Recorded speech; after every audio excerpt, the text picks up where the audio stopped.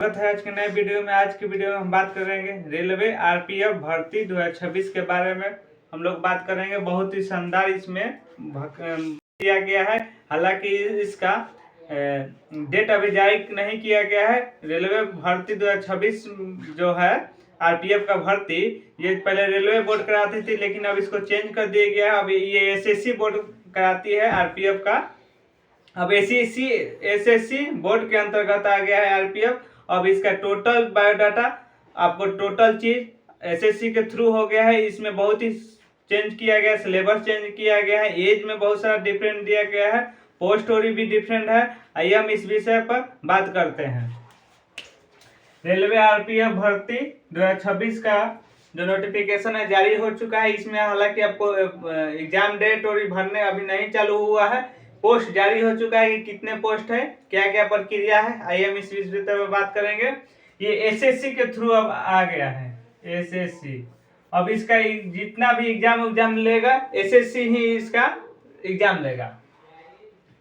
तो इसमें total post 200 दिया गया है, 5500 टोटल वैकेंसी आपको निकला गया है आरपीएफ में 5500। और इसमें कांस्टेबल का पोस्ट आपको दिया गया है 5000 और सब इंस्पेक्टर का 500। कांस्टेबल का पोस्ट दिया गया है 5000 और सब इंस्पेक्टर का पोस्ट दिया गया है 500। अब इसमें 10th क्लास के जो व्यक्ति 10th में पास हो गया वो इस फॉर्म को भर सकता है। एलिजिबिलिटी की बात करें, 10th पास जो व्यक्ति होंगे वो कांस्टेबल का फॉर्म भरेंगे, और 12 पास जो व्यक्ति होंगे वो सब इंस्पेक्टर का फॉर्म भरेंगे। ध्यान दीजिएगा, 10th पास जो व्यक्ति होंगे वो कांस्टेबल का फॉर्म भरेंगे, और 12 पास जो व्यक्ति होंगे वो सब इंस्पेक्टर का फॉर्म भरेंगे। और इसमें एज की हम बात कर ले दोस्तों, आपका मिनिमम एज होना चाहिए 18 ईयर से लेकर 26 ईयर तक। ओबीसी में जो लोग ओबीसी में आते हैं उनका एज 18 ईयर से लेकर 26 ईयर तक होना चाहिए। और फिर 18 ईयर से लेकर 23 ईयर तक जनरल, जो लोग जनरल में आते हैं उनका एज दोस्तों 18 ईयर से लेकर 23 ईयर तक है। और जो लोग एसटी में आते हैं उनका एज 18 ईयर से लेकर 28 ईयर तक है। एसटी में जो लोग एसटी में आते हैं उनका एज 18 ईयर से लेकर 28 ईयर तक है। और इसमें फी की हम बात कर ले। पहले दोस्तों इसमें जब रेलवे के हाथ में था ये आरपीएफ का वैकेंसी, तो इन लोगों का फॉर्म भराई फी कम से कम 450 या 500 लगता था, लेकिन अब ये फी नहीं लगेगा क्योंकि ये आ गया है एसएससी के थ्रू। तो एसएससी का फी है केवल 100 रुपया। किसी भी व्यक्ति, कोई भी व्यक्ति हो, चाहे एसएससी में आते हो, एसटी में, ईडब्ल्यूएस में, जनरल में, ओबीसी में, उनका फॉर्म भराई फी 100 रुपया लगेगा। और इसमें हम सैलरी की बात करेंगे, कस्टमर सैलरी कितना लगेगा और सब इंस्पेक्टर का सैलरी कितना रहेगा। तो कांस्टेबल का सैलरी लगभग 26,000 प्लस रहेगा। कांस्टेबल का सैलरी 26,000 प्लस रहेगा और कांस्टेबल 40,000 लगभग रहेगा। स्टार्टिंग सैलरी कांस्टेबल का आपको 26,000 प्लस मिलेगा और सब इंस्पेक्टर का 40,000 मिलेगा। और इसमें प्रश्न किसने पूछे जाएंगे ये भी बता देते हैं हमको। प्रश्न पूछे जाएंगे वो भी 80, वो भी ऑब्जेक्टिव प्रश्न होंगे, 80 नंबर के होंगे और अंक रहेंगे 160। यानी कि हर एक क्वेश्चन 2 नंबर का, 2 × 80 यानी 160 अंक। दोस्तों हर एक क्वेश्चन 2 नंबर का है, वो भी ऑब्जेक्टिव क्वेश्चन है, ध्यान दीजिएगा। और समय आपको मिलेगा 1 घंटा।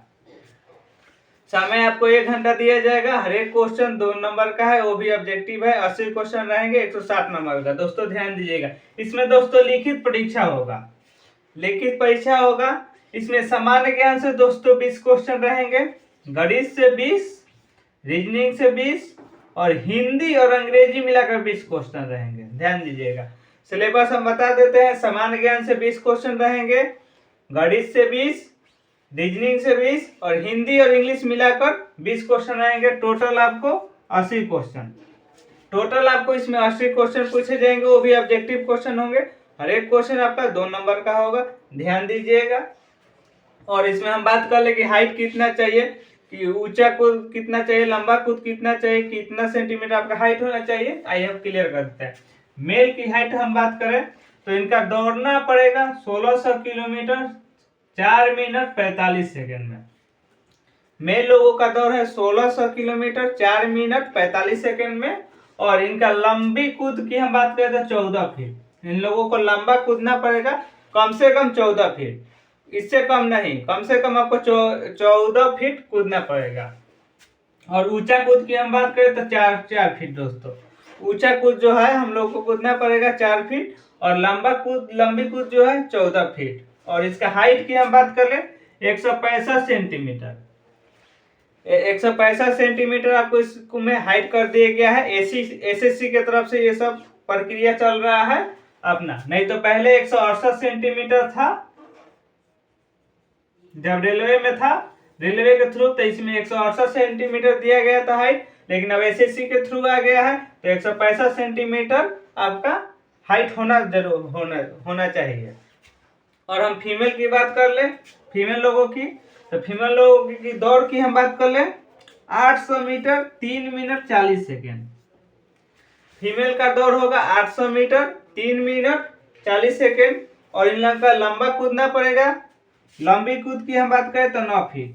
इन लोगों को लंबा कूदना पड़ेगा दोस्तों 9 फीट। और ऊंची कूद है 3 फीट, ऊंचा इन लोगों को कूदना पड़ेगा 3 फीट। और इनका हाइट की हम बात करें, इनका हाइट जो है 157 सेंटीमीटर चाहिए। इनका हाइट होना चाहिए 157 सेंटीमीटर दोस्तों। इन लोगों को ऊंचा कूदना पड़ेगा 3 फीट और लंबी कूदना पड़ेगा 9 फीट। तो ध्यान दीजिएगा दोस्तों, बहुत ही ये सारा आरपीएफ का वैकेंसी जो रेलवे वो अब एसएससी के थ्रू हो गया है। बहुत ही शानदार वैकेंसी है दोस्तों, बहुत जल्द इसका डेट भी निकल जाएगा।